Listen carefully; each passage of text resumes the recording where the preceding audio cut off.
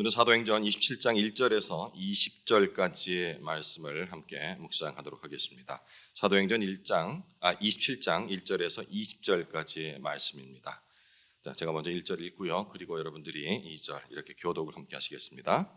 우리가 배를 타고 이달리아에 가기로 작정되매 바울과 다른 죄수 몇 사람을 아구스도대의 백부장 율리오란 사람에게 맡기니 아시아 해변 각처로 가려 하는 아드라문데노 배에 우리가 올라 항해할세 마게도냐의 데살로니가 사람 아리스다고도 함께 하니라. 이튿날 시돈에 되니 율리오가 바울을 친절히 대하여 친구들에게 가서 대접받기를 허락하더니 또 거기서 우리가 떠나가다가 맞바람을 피하여 구브로 해안을 의지하고 항해하여 길리기아와 밤빌리아 바다를 건너 루기아의 무라시에 이르러 거기서 백부장이 이달리아로 가려 하는 알렉산드리아 배를 만나 우리를 오르게 하니 배가 더디가 여러 날 만에 간신히 니도 맞은편에 이르러 풍세가 더 허락하지 아니하므로 살몬의 앞을 지나 그레데 해안을 바람막이로 항해하여 간신히 그 연안을 지나 미항이라는 곳에 이르니 라세아시에서 가깝더라. 여러 날이 걸려 금식하는 절기가 이미 지났으므로 항해하기가 위태한지라 바울이 그들을 권하여 말하되 여러분이여 내가 보니 이번 항해가 하물과 배만 아니라 우리 생명에도 타격과 많은 손해를 끼치리라 하되 백부장이 선장과 선주의 말을 바울의 말보다 더 믿더라. 그 항구가 겨울을 지내기에 불편하므로 거기서 떠나 아무쪼록 베닉스에 가서 겨울을 지내자 하는 자가 더 많으니 베닉스는 그레데 항구라. 한쪽은 서남을 한쪽은 서북을 향하였더라. 남풍이 순하게 불매 그들이 뜻을 이룬 줄 알고 닻을 감아 그레데 해변을 끼고 항해하더니 얼마 안 되어 섬 가운데로부터 유라굴로라는 광풍이 크게 일어나니 배가 밀려 바람을 맞춰 갈 수 없어 가는 대로 두고 쫓겨가다가 가우다라 하는 작은 섬 아래로 지나 간신히 거루를 잡아 끌어올리고 줄을 가지고 선체를 둘러감고 스르디스에 걸릴까 두려워하여 연장을 내리고 그냥 쫓겨가더니 우리가 풍랑으로 심히 애쓰다가 이튿날 사공들이 짐을 바다에 풀어버리고 사흘째 되는 날에 배의 기구를 그들의 손으로 내버리니라. 여러 날 동안 해도 별도 보이지 아니하고 큰 풍랑이 그대로 있음에 구원의 여망마저 없어졌더라. 긴박하죠. 읽으시면서 좀 여유가 되시는 분들 혹은 이 내용을 이미 알고 계시는 분들은 아마 이렇게 그 그림을 아마 그려보실 것 같아요. 배가 지금 하루 이틀이 아니잖아요, 그죠?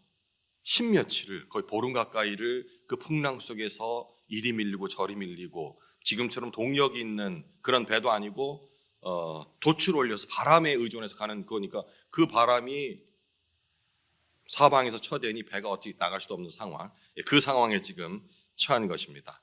이제 바울이 전체적인 개량 내용은 생략하고요. 바로 1절부터 한번 들어가 보죠.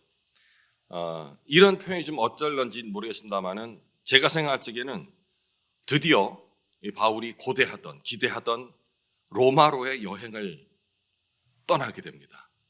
사실 이게 여행은 아니죠, 그죠? 로마로 압송이기 때문에 여행이라는 표현이 적절하지 않습니다만은 제가 한번 생각했을 적에 바울 정도라면 그리고 저 역시도 지금 정도의 신앙 수준이라 한다면 내가 어디로 가야 할지를 모르고 갈 적에는 약간의 좀 불안감도 있을 수 있고 들어가는데 예수님 직접 말씀하셨거든요. 네가 예루살렘에서 나를 증거했듯이 이제는 로마에 가서도 똑같이 담대하게 전해야 될 일이 발생할 것이다 라고 사인을 주셨어요. 목표 지점을 정해준 거죠. 이거를 들었기 때문에 지금 한 몇 년 있었잖아요. 한 2년 가까이 이게 가이사랴에 있는 감옥에 갇혀가지고 물론 그 감옥도 아닙니다. 왜냐하면 거기 있던 사람들이 다 접견도 허락하고 사람도 만나게 해주고 했으니까 지금 뭐 정치범 수용소 같은 그 정도의 대우를 받았기 때문에 아주 뭐 어려운 상황의 감옥도 아니었어요. 근데 어쨌든 그런 시간을 보내고서 드디어 로마로 가게 될 적에 저 같았으면 이제 주님 말씀하신 대로 로마에 가서 복음을 증거할 일이 시작되는군요 라는 마음이 들었을 것 같아요. 물론 그 길이 순탄하지 않을 거란 예상은 있지만 우리가 그래도 신앙생활을 어느 정도 하신 분들이라 한다면 만약에 하나님께서 나에게 뚜렷한 목적, 목표 지점을 얘기해 주신다면 그 길이 험난하다고 저는 가기 싫어요 이렇게 생각보다는 알겠습니다.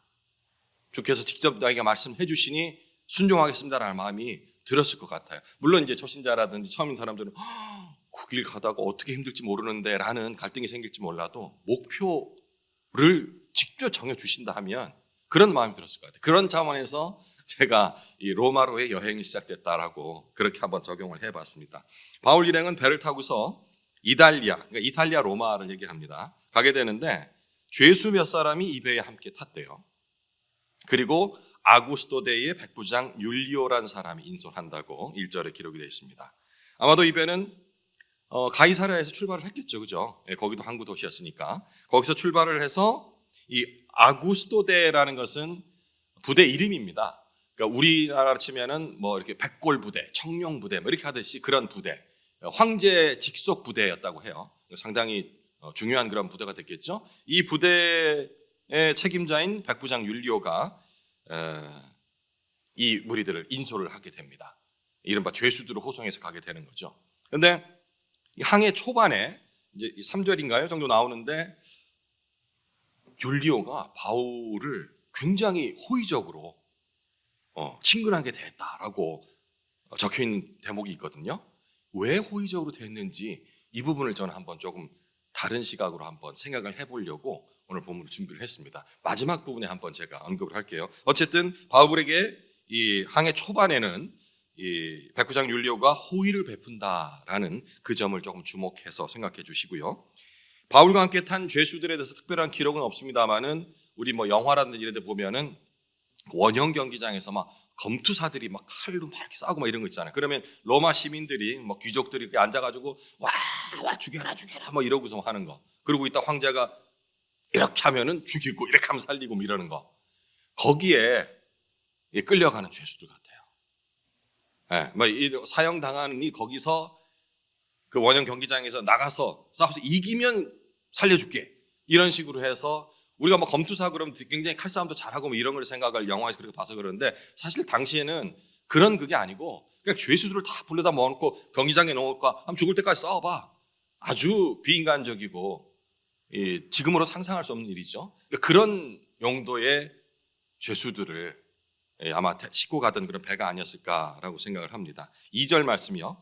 아시아 해변 각처로 가려 하는 아드라무테노 배에 우리가 올라 항해할세 마게도냐의 데살로니가 사람 아리스다고도 함께 하니라. 예, 이 바울이 탄 배가 아드라무테노에서 출발을 했는데 이 아시아 해변 각처를 들릴 예정이라고 이렇게 적혀 있는 걸 볼 적에 아마 이 배는 우리 연안선이라고 그러죠. 가까운 바다를 이렇게 돌아서 뭐 여객선도 있고 화물선도 있고 들어가는데 이렇게 운행하는 그런 배였던 것 같아요. 이게 뭐 짐을 실어 나르는 화물선인지 아니면 여객선인지 정확히 알 수는 없겠습니다만은 어쨌든 여기에 바울과 함께 로마로 가는 사람들에 대해서 데살로니가 사람 아리스다고를 언급을 해요. 여기에는 나와 있지는 않습니다만은 이 사도행전은 누가가 기록을 했잖아요, 그죠? 그러니까 그러면 누가도 여기 같이 타고 있었을 것 같아요. 누가와 그리고 데살로니가 사람 아리스다고를 같이 태우고서 가는데 물론 이들은 뭐 죄수의 신분으로 간 건 아닙니다. 동행자로 해서 같이 바울과 함께 동행을 하는 거죠. 아리스다고가 누군가 하니 바울이 데살로니가 가서 이 전도하고 할 적에 거기서 개종했던 사람입니다. 에베소에서 3차 전도 여행 때 또 가이오와 함께 이 바울을 도왔던 인물이기도 하고요. 그리고 나중에 보면은 앞선 19장에 보면은 이방인 교회 대표자로서 또 아리스다고가 기록이 되기도 합니다. 처음에 개종을 하고 바울로 시작해서 주님을 영접하게 되고 그 다음에 중요한 역할로 그리고 이방인 교회의 지도자 역할까지 올랐던 그런 인물이라고 생각할 수가 있겠죠. 3절, 이튿날 시돈의 대니 율리오가 바울을 친절히 대하여 친구들에게 가서 대접받기를 허락하더니, 이 바울이 담배는 이튿날 그 시돈이라는 항구에 정박을 하게 되는데, 이때 백부장 율리오가 바울을 친절히 대하면서 거기다가 무태 내려가서 친구들을 만나라, 이렇게 허락을 해줬다는 거예요. 여기 친구들이라는 것은 그리스도인들을 얘기하겠죠. 개종한 그리스도인들. 근데 여기 이 시돈이라는 곳이 원래 이렇게 그리스도인들이 많았나 싶은데 거기에 대한 특별한 자료는 없고, 추측컨대 아마 전도를 했거나 직접 시돈에서 전도를 했다는 그 기록은 없거든요. 그러면 이제 다른 곳에 전도하고 했던 사람들이, 개종한 사람들이 또 이 시돈 지역으로 가서 그 사람들에게 복음을 전하고 하지 않았을까라는 추측을 할 수 있습니다. 여담이지만 성경에 나오는 이 백부장들이 비록 로마인이고 이방인들이었지만 꽤 괜찮은 사람들이 좀 있지 않나라는 그런 생각이 들더라고요. 왜 누가복음 23장에 나오는 그 예수님을 좋게 생각했던 그 백부장도 있었고요. 프로 그 로마 제국 사람이었지만 예수님을 좋게 생각을 했다라고 기록이 나오거든요. 그리고 우리 베드로를 얼마 전에 홍보했던 베드로를 초대했던 고넬료, 이 백부장도 굉장히 신실한 경건한 사람이라고 얘기 나와 있습니다. 그리고 오늘 본문에 나오는 율리오 백부장도 바울을 친절하게 대하는 거로 봐서는 백부장이 오히려 유대인들보다 훨씬 나은 사람들이 있네라는 그런 개인적인 생각이 잠깐 들었어요. 어쨌든 그 율리오는 시돈에서 이 바울의 친구들을 만난 것까지 허락해주는 그런 친절을 베풀죠.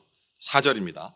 또 거기서 우리가 떠나가다가 맞바람을 피하여 구브로 해안을 의지하고 항해하여 길리기아와 밤빌리아 바다를 건너 루기아의 무라시에 이르러. 이 지명들이 나오니까 어떤 눈에 잘 들어오지는 않습니다. 우리 지명이랑 좀 발음들이 틀려서. 바울이 담배 다시 출발을 하죠. 하지만 이 맞바람을 피하여라는 글귀에서, 누가가 기록한 맞바람을 피하여라는 글귀에서 뭔가 이후에 뜻대로 이렇게 뭔가 잘 되지 않을 것 같다라는 그런 느낌을 좀 받습니다. 일종의 누가가 이 글귀를 통해서 써놓은 복선이라 볼 수 있겠죠. 5절에 기록된 길리기아, 그리고 이 장소가 바울의 고향이 혹시 어디였는지 기억하시나요? 저도 이렇게 찾다 보니까 맞아, 다소 사람이라 했잖아요. 다소에서 나왔다고. 이 다소가 바로 길리기아라는 지역에 있는 도시라고 그러네요. 그리고 밤빌리아는 바울이 1차 전도 여행 때 들렸던 곳이기도 하고, 그러니까 이 얘기를 정합해 보면은 그쪽 길 여행 노선들을 바울이 잘 알고 있었을 거라는 걸 우리가 추측해 볼 수 있겠습니다. 6절 말씀, 백부장이 이달리아로 가려 하는 알렉산드리아 배를 만나 우리를 오르게 하니. 바울 일행이 무라에서 이 알렉산드리아라는 그런 다른 배로 옮겨 타는 모습을 묘사하고 있죠. 이 배는 이제 내일 본문인가요? 내일 본문에 나오게 되는데 무려 276명이라는 그 승객을 태우고 있었다고 합니다. 그러니까 앞선 그런 연안선보다는 훨씬 큰 규모의 배라고 볼 수 있겠죠. 아무래도 배가 크다 보면은 많이 안전해요. 이런 풍랑이 조금 일고 하더라도 안전하게 갈 수 있는데 이 큰 배를 타고 가지만 바람이 도와주질 않아서 어려움을 겪으면서 간신히 미항이라는 그런 항구에 도착했다라고 7절과 8절에는 기록이 되어 있습니다. 이때 이제 누가는 이어진 9절에 금식하는 절기라는 그 시기상의 표현을 곁들여요. 시기를 짐작하게 하는데, 이 금식하는 절기가 이미 지났기 때문에 바울이 이런 얘기를 한다라고 얘기를 하고 있거든요. 백부장과 뱃사람들에게 더 이상 이 항해하는 것은 좀 위험할 것 같아요. 그러니까 여기서 잠깐 쉬십시다. 겨울을 나십시다. 이런 식의 설득 얘기가 되겠죠. 9절과 10절.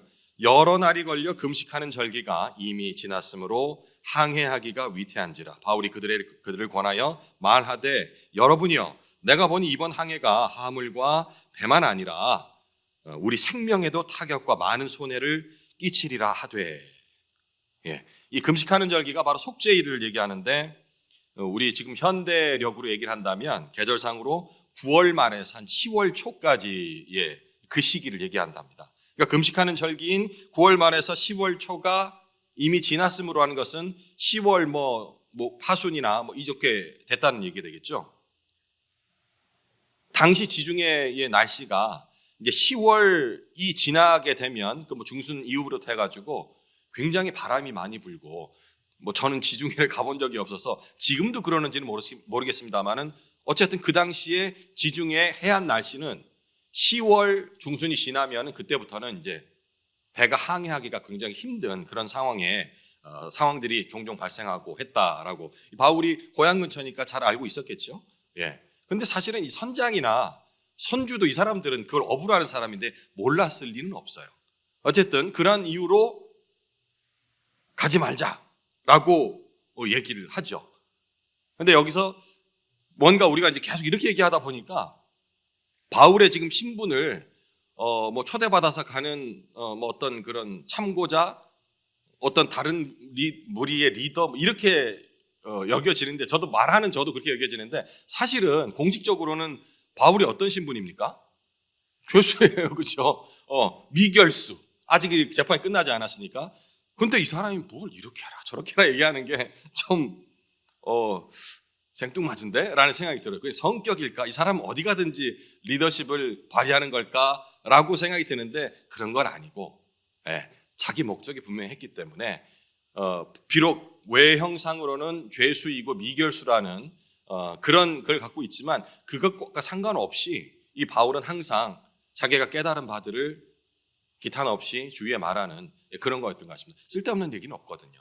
잘난 척하려는 그런 게 아니고서 자기가 이제 로마까지 가야 되니까 그렇게 하려면 이런 지혜들을 총 모아야 되니 이런 바울의 이 말에 백부장이 지금까지 호의적이었잖아요. 친구들도 만나라 그러고 그랬는데 태도를 좀 바꿉니다. 11절 백부장이 선장과 선주의 말을 바울의 말보다 더 믿더라.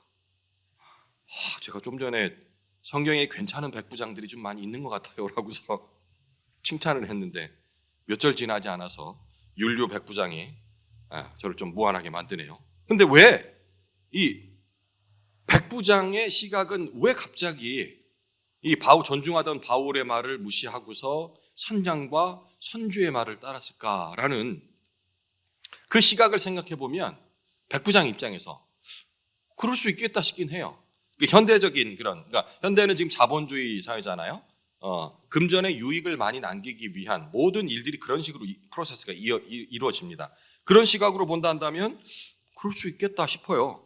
당시에 그 상선들, 이 배들은 사람을 실어 나르건 아니면 화물을 실어 나르건 여기에서 나오는 그 주석을 보니까 이 배는 곡물들을 실어 나르는 배였을 가능성이 많다라고 해석을 했더라고요. 그러니까 이집트에서 생산된 풍성한 그런 곡물들을 로마로 수출하고 이렇게 옮기는 그런 배. 거기는 굉장히 많은 그 곡물들이 실려 있을 거 아니에요. 그랬기 때문에 사람이 276명이 타고도 남을 만한 그런 큰 배였었고. 그러니까 이 배가 오늘 도착하느냐, 한 달 뒤 도착하느냐 이거에 따라서 굉장히 큰 금전적인 이익과 손실들이 발생하게 되는 거예요. 그러니까 이런 사실들을 잘 알았던 율리오는 아무 일 없을 때 대하던 이 바울을 대하는 태도와는 달리 경제적인 시각으로 그래 이 배를 빨리 가서 로마에 가야지 이 유익 여기는 유익 물론 배가 빨리 간다 해서 율리오가 직접적인 이득을 보는 건 아니겠죠. 이득을 본다 한다면 선주와 선장 이런 사람들이 도움을 받을 거예요. 하지만 이 사람은 경제적인 센스도 겸하고 있으니 그럼 내가 괜히 이 사람들한테 아니면 뒷돈을 받았는지 그것까지 잘 모르겠어요. 괜히 그거 살 필요는 없겠다. 그리고 이 사람들은 전문가 아니에요. 배를 타는 것을 업으로 하는 사람들이니까 이 말들이 훨씬 더 타당하게 여겨졌을 수도 있을 것 같아요. 전문가의 시각에서 말하는 것이니 라고 생각을 하지 않았을까 싶습니다. 그런데 왜 그러면 아무리 율리오라 하더라도 선장과 선주가 그거 결정하면 되지라는 생각도 한번 해볼 수 있지 않겠어요? 아마 여러분들 거기까지 생각 안 했을 것 같은데 저는 그 생각도 들더라고요. 아니 군인이면 군인이지 배에 선장이 따로 있고 그 배 주인이 따로 있는데 왜 이 사람이 뭘 이래라 저래라 얘기하는 그런 위치가 되지 했는데 이것도 보니까 그 당시 로마 제국이잖아요. 그러면 그 상선들이 운행할 적에는 일종의 허가 이런 게 필요한 거예요.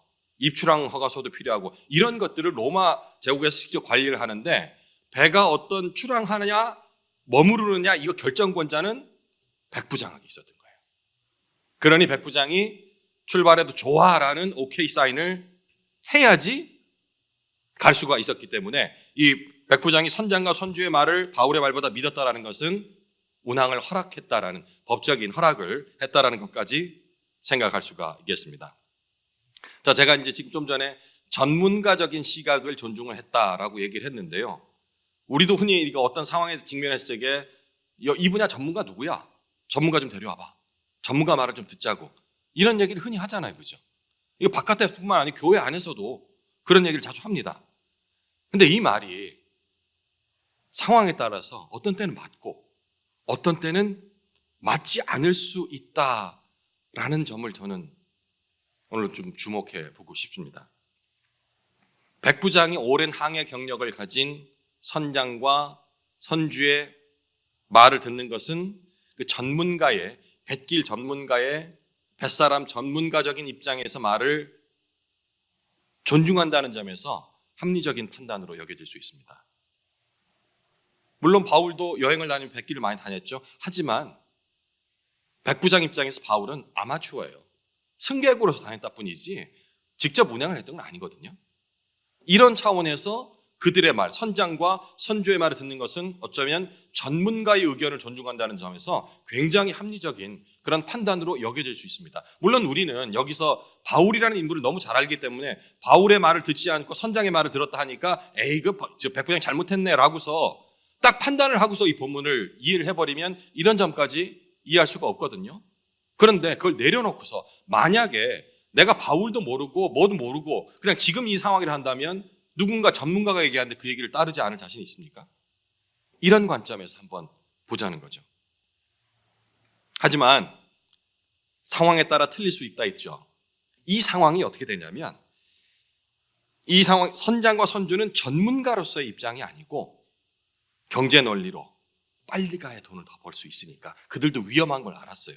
하지만 빨리 가면 그만큼 리스크가 많은 만큼 더 많은 대가를 받을 수 있으니까 이들은 항해 전문가로서의 입장이 아닌 경제 논리로서 주장을 했던 거예요. 그러니 이거는 전문가의 말이 아니라는 얘기죠. 어떻습니까?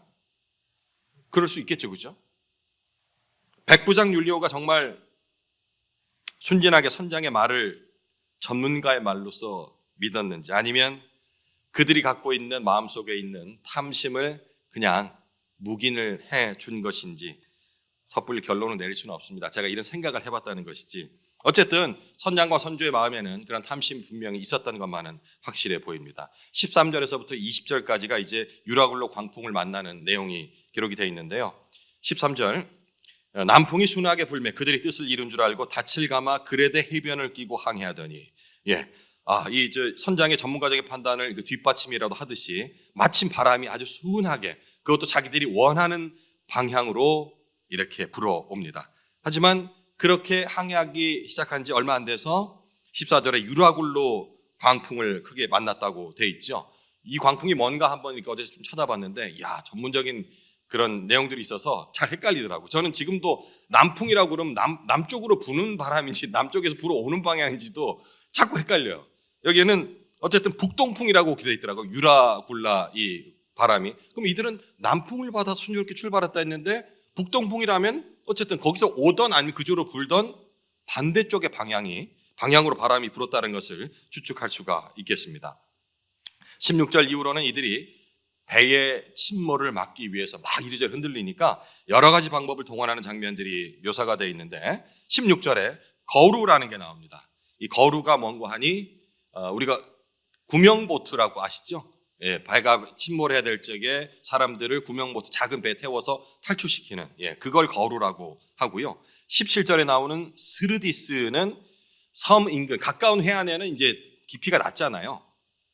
여기에 보면은 모래톳이나 아니면 암초들이 막 있는데 이런 것들을 스르디스라고 얘기합니다. 여기 걸리지 않으려고 돛은 위로 올리는 거고 닻은 밑으로 떨어뜨리는 쇠 무게 주잖아요. 이거를 떨어뜨려서 최대한 천천히 움직이려고 이런 행동들을 합니다. 연장을 이렇게 내렸다는데 이게 아마 다치겠죠.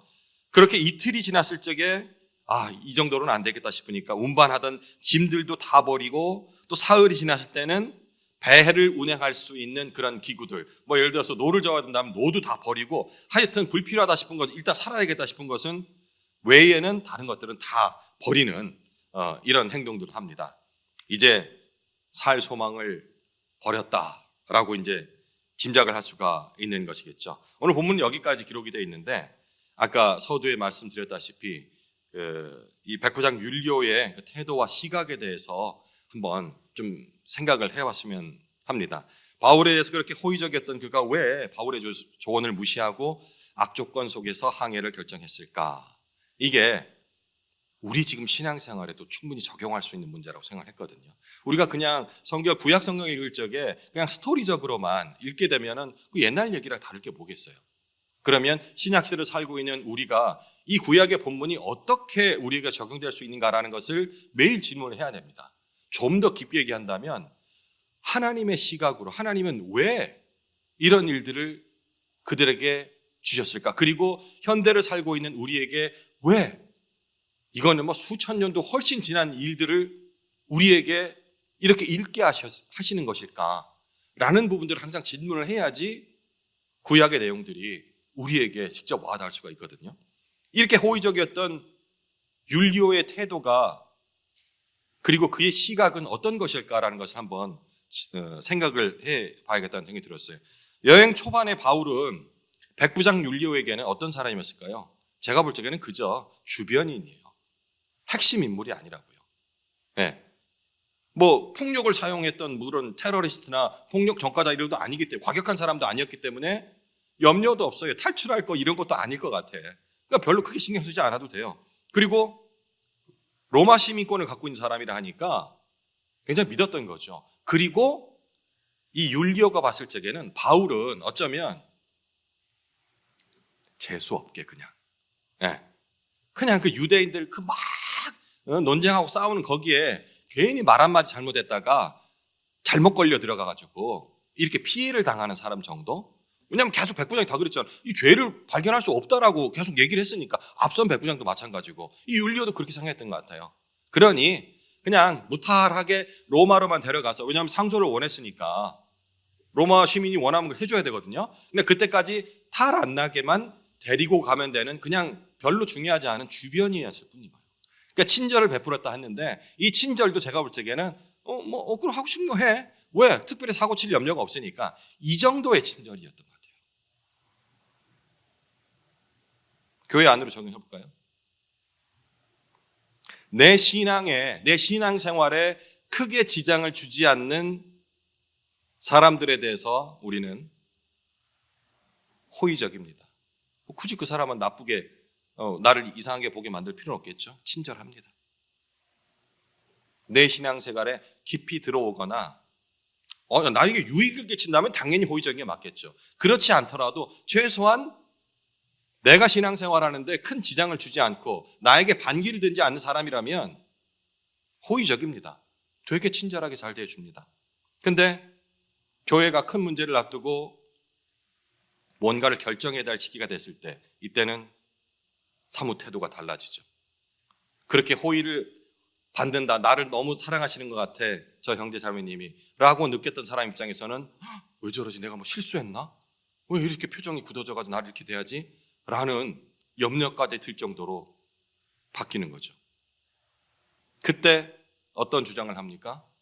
아까 얘기했죠. 전문가적인 시각에서 라는 얘기를 서슴지 않고 우리가 해요. 내가 뭐 안 될 것 같으면 전문가를 밖에 데려오자.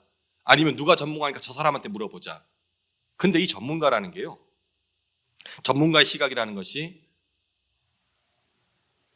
연조라든지 신앙의 경력 이런 것만으로 판단될 때가 많다는 겁니다. 백부장 율리오의 생각과 시각과 크게 다르지가 않죠. 바닷길에 대해서는 당연히 선주가 더 많이 선장이 알고 있는 것이 맞지만 오늘 조언은 그런 전문가 시각이 아니었잖아요. 이런 것과 마찬가지입니다. 교회를 세워감에 있어서 부흥해야 합니다. 우리 교회도 이제 다시 부흥돼서, 여기서 부흥이라는 게 무슨 부흥을 말하는지 모르겠어요. 흔히 부흥이라 말하는 사람들이 이게 앞뒤 문맥을 보면은 양적 성장을 얘기하는 것 같아요. 예, 여기가 가득 차가지고 1부, 2부, 3부까지 예배 드리고 뭐 이런 식의 부흥들을 흔히들 우리 교회 만 얘기하는 게 아니고 보통 이 일반 성도들이 그렇게 얘기를 해요. 양적인 부흥들을 얘기를 하는데 이때 나오는 것이 바로 전문가의 시각입니다. 우리도 좀 전문가를 모셔다가 교회를 좀 부흥시켜 보자고 이런 얘기를 하잖아요, 그죠? 근데 이 전문가의 시각이라는 것이 잘 따져보면은 그들이 얘기하는 걸 보면은 마케팅 논리예요. 마케팅이 뭔지 아시죠? 좋은 다양한 상품들을 많이 개발을 해서 그거를 잘 홍보해서 많이 팔아서 많은 사람들에게서 이윤을 남기는 거. 이게 마케팅이에요. 교회에서 그걸 바꿔서 용어를 바꿔 얘기합니다. 다양하고 재미있는 그리고 감동적인 설교를 자꾸 많이 하게 해서 목사님이 하기 부탁을 드려서 이거를 온라인, 오프라인으로 홍보를 쭉 하게 되면은 성도들이 다 모일 거 아니냐, 사람들이 다 모일 거 아니냐, 비슷하죠, 그죠? 마케팅 논리하고. 이렇게 해서 만약에 성도들이 꽉 차잖아요. 이건 성도가 아니고, 자, 앞서 마케팅 논리를 한 다음에 그 사람들은 어떻게 되면 그렇게 해서 불러 모은 사람들은 어떤 신분을 갖고 있죠? 손님이라는 신분입니다. 손님. 왜? 좋은 물건을 판다니까 간 사람은 그 사람 손님이죠. 주인이 아니죠, 그죠? 교회에서 만약에 이런 식의 전문가적인 시각으로 어떻게 하면 들어가고 그 다음에 뭐 설교를 어떻게 해야 되고 뭐 이런 것들을 자꾸 대입하기 시작하면요, 그래서 모인 사람들은 성도가 되는 게 아니고 손님의 입장이 되는 거예요. 앉아서 예배를 드리지만 이분들은 손님 마인드를 갖고 있어요. 손님 마인드를 가지면 어떻게 될까요? 이 예배당 왜 이렇게 더워? 우리가 헌금 내가 더 들어가는데 일찍 와가지고 말이야 좀 시원하게 안 만들어 놓고, 이게 뭡니까? 손님 입장이에요. 뭔가 손님으로서 누려야 할 이거를 받고자 한다는 거예요. 지금 대형교회도 그런 거 많아요. 그냥 다 쫑알쫑알 합니다. 설교가 재미도 없고 뭐 이렇게 길어? 이게 뭡니까? 손님 입장 아니에요. 그죠? 나한테 뭔가 좋은 걸 베풀어봐. 내가 그걸 받아갈 테니. 그래서 교회 안에 자칫 전문가적인 시각을 자꾸 도입을 하겠다라는 생각을 가지고 뭔가 자꾸 하려고 하면요, 이렇게 될 수 있습니다. 성도가 아니고 앉아있는 모든 사람들이 손님의 입장으로서 자기 정한 시간, 나 지금 딱 30분 허락했으니까 30분 안에 한번 끝내봐. 이러니 자꾸 불평이 나오는 거예요. 본질 안으로 들어갈 수가 없는 거예요. 왜 그 30분 아깝게 여기 앉아 계세요? 그럴 것 같으면, 그죠? 여러분들은 아닙니다. 제가 막 얘기하다 보니까 지금 앉아 계신 분들 괜히 막 이렇게 막 뜨끔하고 찔리면 이런 얘기가 아니고요. 우리가 이런 시각을 가져봐야 한다는 거죠. 제가 이렇게 앉아있지 그런 생각 해봤어요. 회개 많이 했습니다. 이 생각하면서 백부장의 시각을 한번 생각하면서 나한테도 이런 시각이 있지 않았을까. 그리고 아까 얘기했잖아요. 굉장히 합리적이잖아요. 전문가의 말을 듣는 선정. 백길에 있어서만큼은 바울보다 이 사람이 전문가니까. 근데 그게 잘못됐다라는 그 내용을 제가 알 수 있었습니다. 오늘 제가 좀 길게 얘기했어요. 너무 이 깨달음이 정말 시사하는 바 클 것 같아서 한번 냉정하게 한번 생각해 봐야겠다 싶어가지고 오늘 좀 긴 시간을 할애해서 말씀을 좀 드려봤습니다. 더 이상 얘기 안 드리고 이제 남은 시간 백부장의 시각이 오늘 나의 시각이 될 수 있음을 한번 진지하게 고민해 보는 시간을 가졌으면 좋겠습니다. 그리고 이 얘기를 결코 높아심에서 말씀드립니다. 그래, 이 얘기를 김영재가 와서 들었어야 되는데 이런 생각하면 회개하십시오. 남한테 적용하지 마시고요. 그냥 나한테만 적용하십시오. 이런 얘기는 누가 와서 들었어야 됐는데, 이런 생각들 조금이라도 든다면 아직 멀은 겁니다. 우리 신앙이. 나한테만 적용하시기 바랍니다. 아시겠죠? 네, 이제 개인적으로 묵상 이어가시기 바랍니다.